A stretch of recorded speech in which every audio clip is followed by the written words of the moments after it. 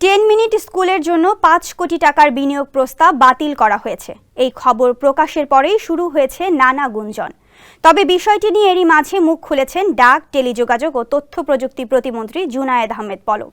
মঙ্গলবার সচিবালয়ে এক সংলাপে বক্তব্য দেন তিনি। ওই সভায় তিনি বলেন, 10 মিনিট স্কুলের জন্য 5 কোটি টাকার বিনিয়োগ প্রস্তাব বাতিল করা হয়েছে।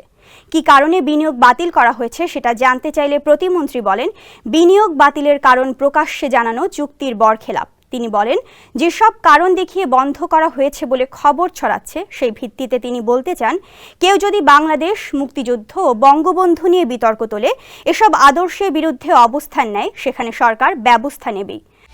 একমাত্র ওয়ালটন এসি দিচ্ছে 1 বছরের রিপ্লেসমেন্ট গ্যারান্টি এবং কম্প্রেসরের 10 বছরের গ্যারান্টি।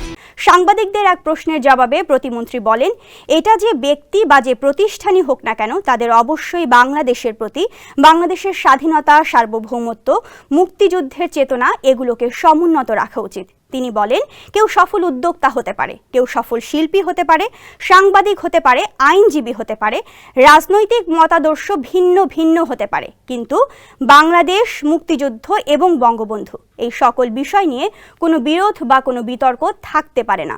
বক্তব্যের ইতি টানেন তিনি একটি প্রবাদ দিয়ে। বলেন, কেউ যদি মুক্তিযুদ্ধের চেতনার বিরুদ্ধে কোনো মতামত বা অবস্থান নেয়, তাহলে কথায় আছে যে দুর্জন বিদ্বান হইলেও পরিত্যাজ্য।